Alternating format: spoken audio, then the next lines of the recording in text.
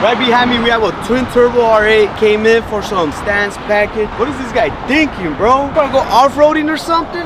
Not up in here. So we're gonna go ahead and fix that gap with some H&R has kit lowering package. So we're gonna be able to just lower it and lower some more and then some more. So stay tuned.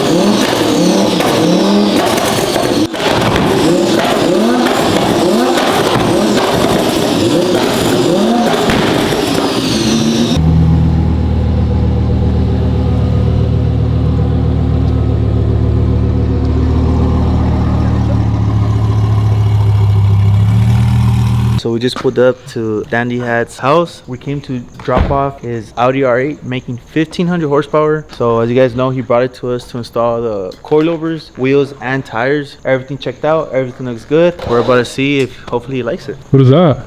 You know, early release. These haven't released yet, right, Dandy? No. When do these come out? This Sunday? Those will never come out, bro. Those are for you. Like, no way. 101 samples. No, they come out Sunday. What do you think of the car? How it sits? Damn, bro. Well, honestly, this shit looks crazy. Honestly, I mean, what do you guys think? I mean, I feel like the car speaks for itself, bro. That shit looks crazy. I mean, there's one thing about Dandy, as I mentioned, he doesn't leave anything stock. So he has very expensive cars and he puts a lot of money into them. Like because I try to make them mine, you know? It's like you see a stock already and you're like, oh, it's just probably a rental. Yeah, like you try to make it unique. Yeah, to try to make it unique to the point where I'm just kind of like, okay, nah, that car is his. Like he did it himself. Bro, so yeah, this car is pretty nice. Might get a little friendly race with the G80 on this. I definitely want to see how the G80 performs against this. Cause yeah, we can run that fade with this one and that one. We'll run that little friendly fade. Damn. 10K min. 20K, fuck it, we'll do 20K. You break, you or pay. Even better, You break, you pay. for pinks. If you're down. I don't have pinks. Me either, fool. Right now that we're here, bro, kind of show us around the collection, show us what you got. I think we should start from the back. So this is gonna be the first time that on our channel, PQ, we show your collection. We've done a good majority of cars. I wouldn't say all of them, but a good majority. So we'll start off right here with this abandoned car. This was abandoned for real, bro? This is abandoned car. This is my 2023 Hellcat Jailbreak. It only has 500 miles. I bought this shit like 3 months ago. I did 1,000 horsepower. I did lower, upper, did a brace, we did intake, full 85, and we did a full drag pack. This has not moved since I bought it. So I did all that stuff and I just stopped. I mean, if you don't mind me asking, bro, like, why don't you drive this car? I feel like because I'm scared, honestly, because I feel like this is like a cop magnet. Yeah, that's actually Like, facts. I don't know, it just, for me, it's just kind of like, do I really want to get pulled over and searched? Like, nah, I'd rather just keep it chill. And I wanted this, you know, to ride with the little ski mask on, you know, bumping. Like, YN status? Little YN status. No, it's MN status. No, wait, YM. YN, young Mexican? Young Mexican. Yeah, little young Mexican. I mean, I did a lot of things to this car and it just sat there. Like, I actually got finessed though because I thought I was buying a red eye. I didn't know the difference between the Jailbreak, because I would see like, oh, Hellcat, Dodge Charger, Hellcat, Jailbreak, red eye. So I thought automatically a Jailbreak was a red eye. So I remember I bought it, and the first day I bought it, I took it to like one of the road meets, and I showed that thing to Luis, I think, and I was like, look, bro, look what I bought. You know, a little Jailbreak red eye. And I feel like, bro, it's not a red eye. And I'm like, no way. Bro, I was fucking pissed, dude. When I found out, the next day I hit up the dealership saying, hey, bro, like, buy the car back. And I bought it for 93 and they offered me 67. So I was like, wow, this was got me lean.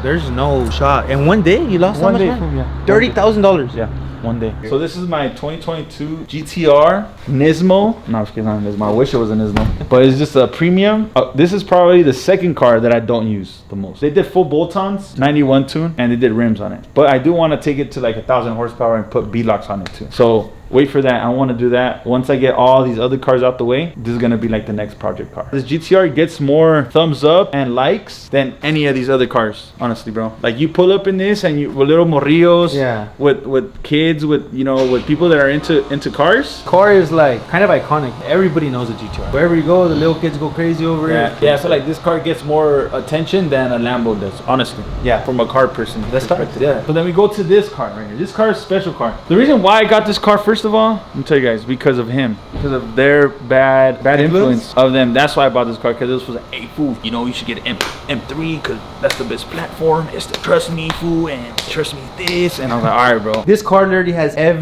honestly probably every modification you could do to a car. Even the seats you change. Even the seats. Yeah, because my thing was like, I bought this car and then, because I didn't think people were gonna care about the bucket seats, but I think people are very anal about an M3 not having bucket seats. So I ended up buying bucket seats. I traded my comfort seats for bucket seats plus $8,000 on top. Yeah, those bucket seats, they resell. And I remember that we tried calling the BMW dealership to try to see how much it would cost to buy the seats, and I think it was like 18,000, no? That was around there. And everything came separate, like you had to build it yourself.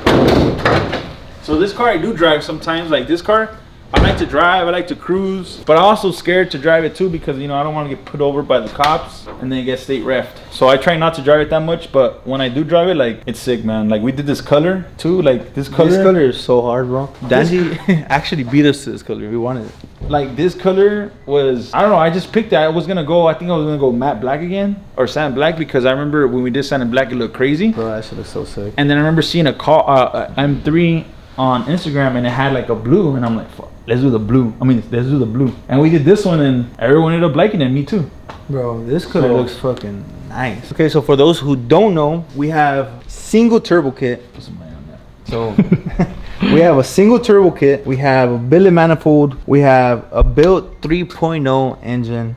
We have, of course, a fully dressed carbon engine bay. We just need this. Yeah, carbon. we get this B-brace. Carbon. It's carbon, right? And the top one or no? Yeah, they sell both of them. Is it safe? Yeah. Oh. Okay. So he has built transmission, a carbon fiber drive shaft, built axles, BELAKS front and rears, a nice tire setup. These have to be one of the very first ever triple chrome BELAKS. This is how unique this guy is. Literally makes everything his own. They told me it was crazy to do it, and guess what I did? I did it.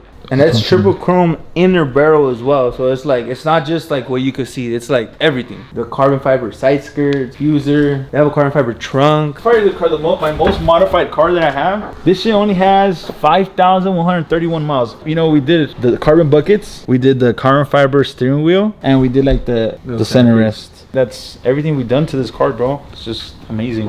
It does need a smaller turbo, like you said, because I like to launch, right? Yeah. So it takes a little bit of time to like boost up. But I know that setup you told me about, that it's a smaller turbo, so it doesn't take, and then plus that Rev 2 that you said, so it fixes all that stuff. So I want to do that. You know, I want to do that to that car because like I really want this car to be like a dig car, bro. I want this car to be a dig car, and then those being my road racing cars, you know. Okay, guys, so this is my 2020 Widebody Urus. I bought this car. This was my first exotic car that I bought with my hat company, Dandyhats. I remember I bought this car because, right, everyone's dream is to have a Lamborghini, and my thing was like, I want my first exotic car to be a Lamborghini. But let me tell you guys something real quick. I remember I bought this car, and my dream was always to have a Lamborghini. When I bought it, I had it for a couple months, but it doesn't feel like a Lamborghini, right? It doesn't. Because you think about Lamborghini, and what car do you think about? Like a Huracan or SVJ. Right? You think about coupe, and like it doesn't feel like a exotic car. I was kind of upset, but I still had a Lamborghini, you know what I mean? So then that's why I ended up buying my Huracan. But after I put this white body kit on it, like it just changed. This car now feels like an exotic car. Now I don't really drive it that much either, because as you guys can see, we do have a lot of whips we can drive. So I try not to get bored of the cars, because I feel like when you drive a car every day, like you get bored of it. Like, just whatever. This car right here is badass. PQ did the downpipes and the tune, and it's worked. I've had it like that for I think it's gonna be 2 years I had it, bro. Probably 2 years. No issue at all. The only issue I have with this car is battery. Like, I already went through like 4 batteries. Man. These aren't cheap batteries. That's probably the only thing that I don't like about this car, is that the batteries run out fast. Or maybe because I don't drive it and I don't have it on trigger charger, right? But okay, now that car is super sick. Wide body, dope as fuck. My G Wagon 4x4. I bought this one in the beginning of the year. Why? I don't know. Because it's badass. And I got a crazy deal on this truck too. Like when I drive this car, it gets boring, bro. Honestly, it's boring. It's too big. My guys normally drive this car. Or like when people come out of town, I normally let them borrow this car. So this car has like a lot of miles, or it has like 7,000 I buy brand new. So I've been trying to like conserve it and not not let too many people drive it, not let too many people put miles on it. Yeah. We have my 20, I think it's a 2023, 2022 Rolls Royce Cullinan. Me puse los CLV, color blacks on mi trainers, igual que mi Cullinan, a Disney con mi mujer. I don't know if you guys heard that song, but. And for those who don't know, yes, that is my boy Dandy's corrido right there. That's mine. So, bye, Peso Pluma. I'm my compa Tom. And so this is my Rolls Royce Cullinan. Pretty dope. I feel like I'm gonna trade it in soon to get a newer one and do a wide body kit on it. So this is a boss car. So if I want to feel like a boss, but it's super boring though. It's a super boring car. Super boring. Boring ass car. I don't know. It's sometimes I want to drive it, sometimes I don't. When I'm driving the Cullinan, while I'm driving the Cullinan, I'm like, man, I should have took another car. So then we head to quote unquote my daily car. So we have a 2025 Mercedes-Benz E63 E Performance. So this car has 800 horsepower. As soon as I got this car, I threw some 4Gs on it. I put the new 4Gs on the G. Low red interior, you really can't see, but this car is freaking sick. This is a 2023 R8 all-wheel drive, 1500 horsepower, sheepy car. I've had it for one day. No, not even one day, I've had it for a couple hours. Then we go to my fiance's car. So my fiance has a Lamborghini Urus as well too. So I bought this car for her birthday. And what happened there? It was like, no, my Urus is my Urus, and yeah, kind of went like that. Like, kind of like, I mean, she didn't like drive my Urus because it's very loud, and she doesn't like the loud though. I was like, what's a cool girl car? A Lamborghini Urus. But a nice boy car, Lamborghini Urus wide body. That's a boy car. When I had my Urus, when it wasn't wide body, I was a girl. I'm a girl. Look, I'm a girl.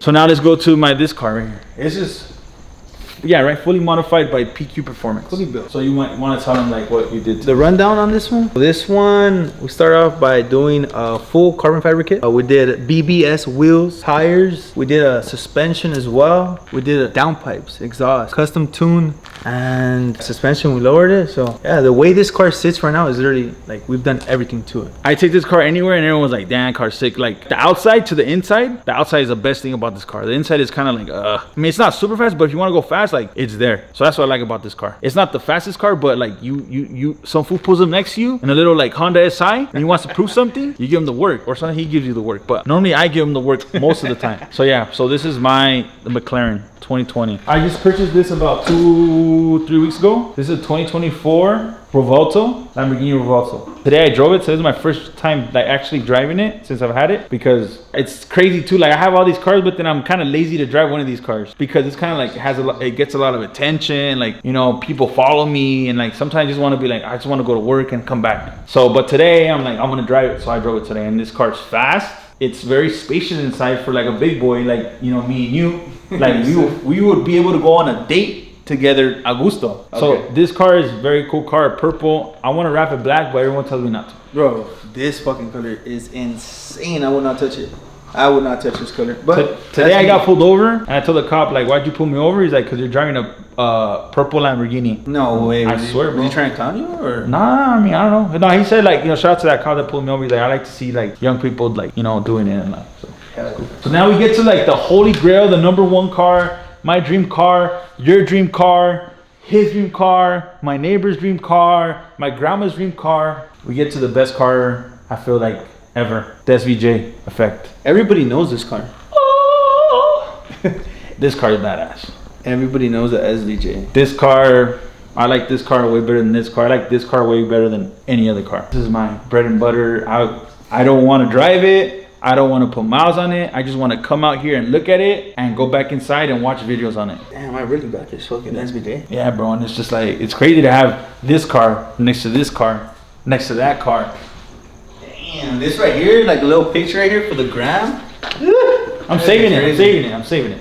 Man, I'm just nuts right there. So, okay. This was my $4 million car collection with my boys from PQ. Yes, sir. In order to get these cars, you started this amazing brand, Dandyhats. How do you feel when you see people wearing your hats? It feels crazy, right? It's like very interesting, and seeing like a random person wear a hat of mine that went from my office to like wherever it went to, and then I see a person wearing it. It feels surreal and it feels crazy at the same time. Imagine if you made a brand or you made something and someone was wearing it or someone was buying it, like, bro, how, you know, that's exactly how it feels. Do you ever feel like giving up on like the brand, or what kept you going? I don't feel like giving up, but I wouldn't want to do this for the rest of my life, honestly. I feel like the type of work I'm in, this hat thing is like, you know, it's waves. I'm trying to work as hard as I can for it not to just be like a right now moment, but for it to be a forever moment. So it's like, it does get kind of stressful because like you never know what might happen next year or in a few months. You know, my brand could be up right now and next month it could just be down. So it's like living in that